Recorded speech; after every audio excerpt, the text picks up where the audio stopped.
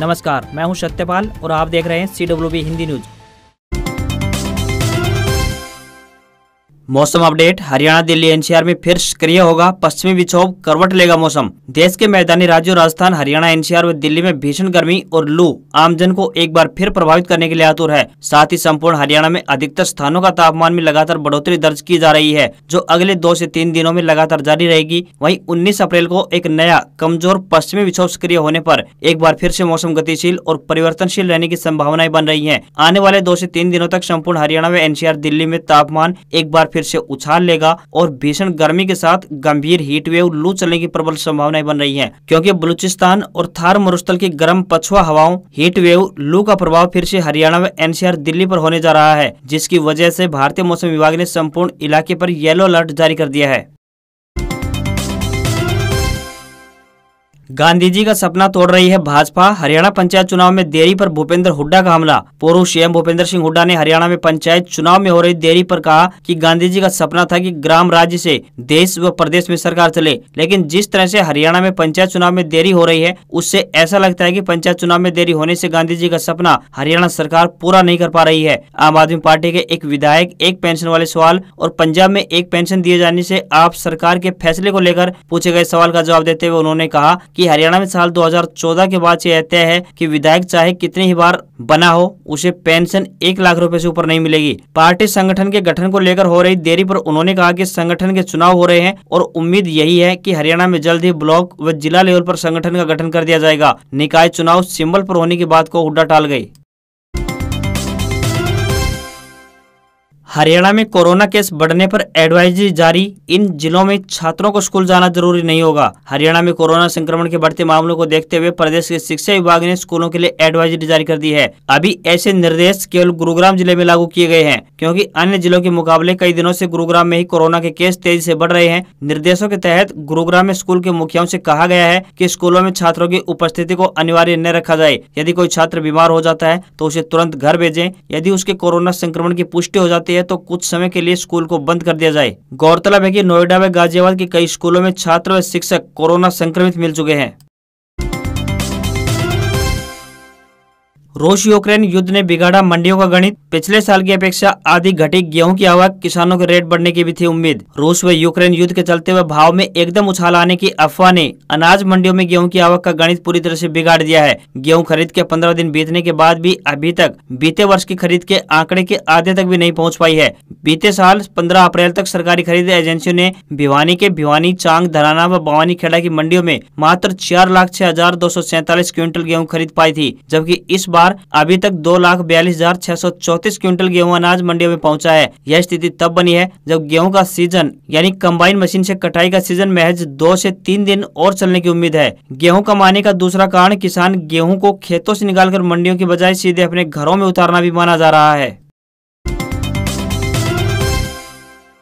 Haryana government की योजनाएं बच्चों की पढ़ाई से लेकर शादी तक और पशुपालन से लेकर घर बनाने तक। हरियाणा में मुख्यमंत्री विवाह शगुन योजना के तहत बेटे की शादी पर 71,000 रुपए शगुन राशि दी जा रही है। घर की मरम्मत के लिए दी जाने वाली वित्तीय सहायता 50,000 रुपए से बढ़ाकर 80,000 रुपए कर दी गई है। मुख्यमंत्री सामाजिक समरसता अंतरजातीय विवाह शगुन योजना के तहत दी जाने वाली राशि को बढ़ाकर 2.5 लाख रुपए किया गया है। आपकी बेटी हमारी बेटी योजना के अंतर्गत अनुसूचित जाति के परिवारों में 3 बेटियों के जन्म तक प्रति बेटी 21,000 रुपए की राशि दी जाती है। हरियाणा में अनुसूचित जातियों के उम्मीदवारों को प्रतियोगी परीक्षाओं के लिए मुफ्त में कोचिंग सुविधाएं दी जा रही हैं। ये हरियाणा सरकार की वे सुविधाएं हैं जिनका आप भी लाभ उठा सकते हैं।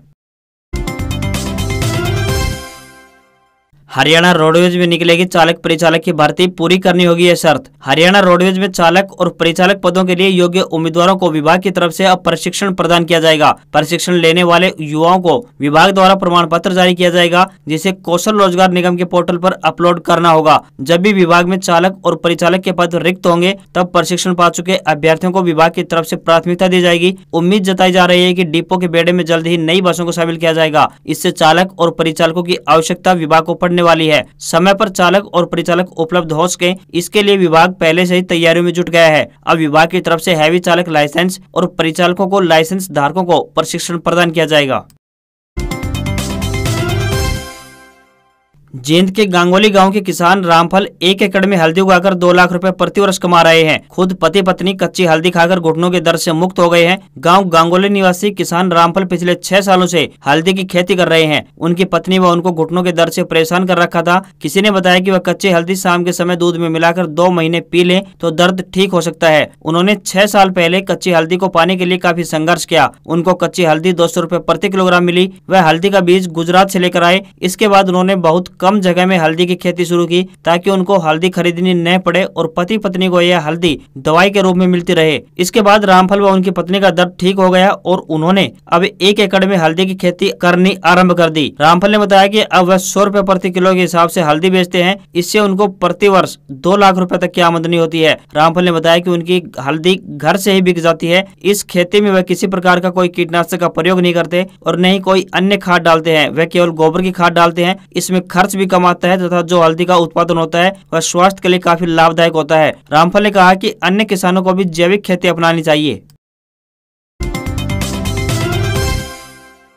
बच्चे का नाम जन्म प्रमाण पत्र में गलत हो गया है तो तुरंत करेंगे काम, नहीं तो काटने पड़ेंगे चक्कर। बच्चे का जन्म होने के बाद अक्सर कई बार जल्दी में हम रिकॉर्ड में बच्चे का नाम गलत लिखवा देते हैं। इससे कई बार नाम में इंग्लिश में गलती हो जाती है, जिसके बाद ठीक करवाने के लिए चक्कर काटने पड़ते हैं। अभिभावकों को जानकारी नहीं होने के कारण कभी स्वास्थ्य विभाग के चक्कर काटने पड़ते हैं तो कभी निगम के चक्कर काटने पड़ते हैं। इससे कई दिन लग जाते हैं, जिसके कारण जन्म प्रमाण पत्र से त्रुटियां ठीक नहीं हो पाती। बच्चे के जन्म के बाद नाम का कॉलम खाली छुड़वा दें। इसके बाद अच्छे से नाम सोचकर सही नाम रजिस्टर में दर्ज करवाएं। इसके बाद 1 या 2 दिन के अंदर अगर नाम में कुछ गलतियां दिखें तो तुरंत चेंज करवाएं। अगर ज्यादा दिन हो जाएं तो फाइल बनानी पड़ती है, जिससे कुछ समय और लग सकता है।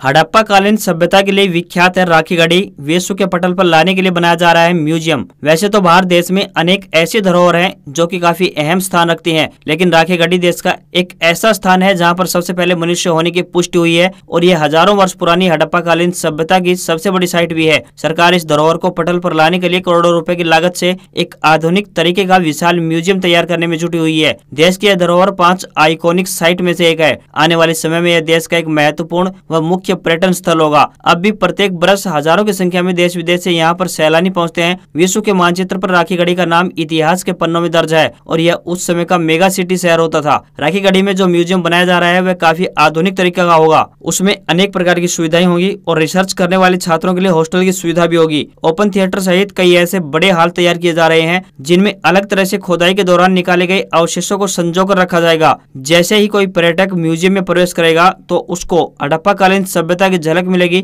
म्यूजियम बनाने का काम जोरों से चल रहा है।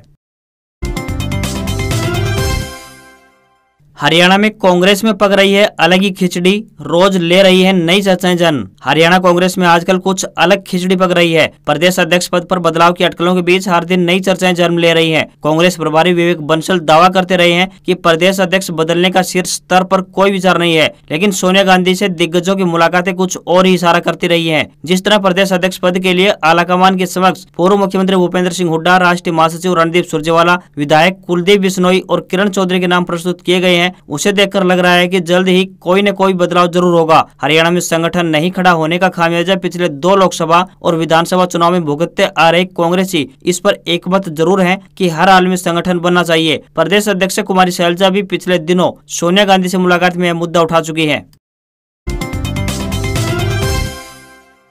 सीएम मान और किसानों की मीटिंग में बड़े फैसले। मूंग, मकई और बासमती पर मिलेगी एमएसपी। गेहूं पर प्रति क्विंटल 500 रुपए का बोनस पर मिली सहमति। पंजाब के सीएम भगवंत मान की पंजाब के 23 किसान संगठनों से पहली मीटिंग में बड़े फैसले लिए गए हैं, जिसमें न्यूनतम समर्थन मूल्य यानी एमएसपी के अलावा गेहूं के नुकसान के बदले 500 रुपए प्रति क्विंटल बोनस का भरोसा दिया गया है। यह मीटिंग क्रॉप डाइवर्सिफिकेशन के तहत बुलाई गई थी। मीटिंग के बाद किसान नेता हरविंदर लखोवाल ने कहा कि एक अच्छे माहौल में चर्चा हुई है। सीएम भगवंत मान ने पानी बचाने की बात की, जिस पर हमने कहा कि मूंग, मक्की और बासमती पर एमएसपी देंगे। बिजली के मामले में मान गए हैं कि जून के बजाय मई से ही व्यवस्था को सुधारेंगे।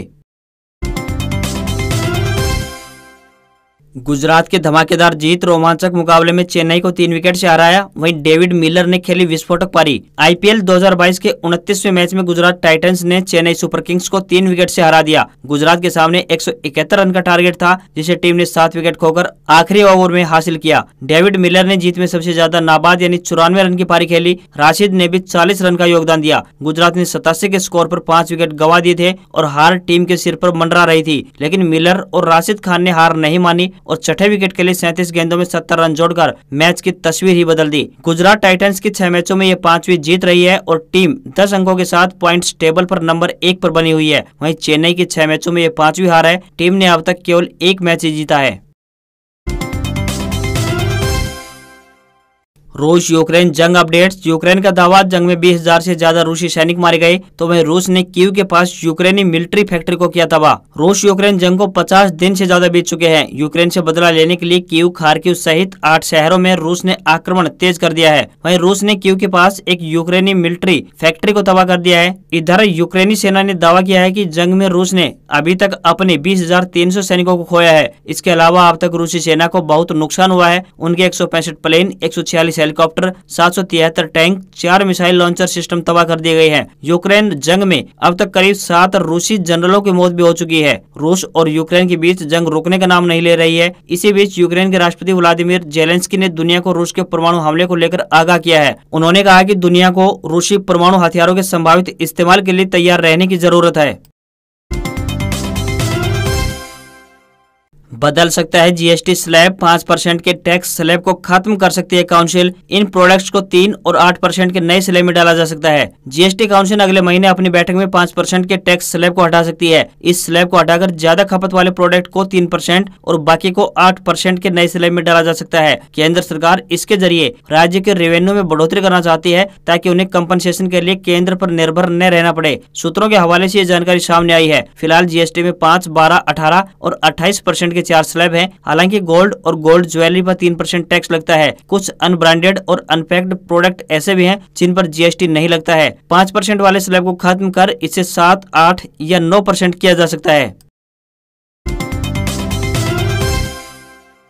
Maruti Ertiga 2022 launch. अब 26 किलोमीटर प्रति लीटर से ज्यादा का माइलेज मिलेगा। कीमत 8,35,000 से शुरू, सीएनजी का भी ऑप्शन। मारुति सुजुकी अर्टिगा 2022 को कई अपडेट्स के साथ लॉन्च किया गया है। इस एमपीवी की शुरुआत की कीमत की बात करें तो 8,35,000 रुपए रखी गई है, जबकि टॉप वेरिएंट ZXi प्लस की कीमत 12,79,000 एक्स शोरूम है। यह पहली बार है जब मारुति अर्टिगा के टॉप वेरिएंट में भी सीएनजी का ऑप्शन दिया गया है। अपडेटेड अर्टिगा की लुक और फीचर्स में भी अपडेट किया गया है। अर्टिगा को पहली बार 2012 में लॉन्च किया गया था। लेटेस्ट अर्टिगा 4 ट्रिम्स और 11 ब्रांड वेरिएंट में आई है। VXi, ZXi और ZXi प्लस में 3 ऑटोमेटिक ऑप्शन दिए गए हैं, जबकि सीएनजी ऑप्शन में भी 2 वेरिएंट उपलब्ध हैं। New generation Maruti Ertiga 2022 petrol engine में मैनुअल ट्रांसमिशन के साथ 20.51 किलोमीटर प्रति लीटर का माइलेज देती है। वहीं ऑटोमेटिक ट्रांसमिशन के साथ 20.30 किलोमीटर प्रति लीटर का माइलेज देती है, जबकि सीएनजी मोड में नई अर्टिगा का माइलेज 26.11 किलोमीटर प्रति लीटर है। सीएनजी वेरिएंट सिर्फ मैनुअल गियरबॉक्स के साथ आता है। आज खबरों में बस इतना ही। आप देखते रहिए CWB हिंदी न्यूज। नमस्कार।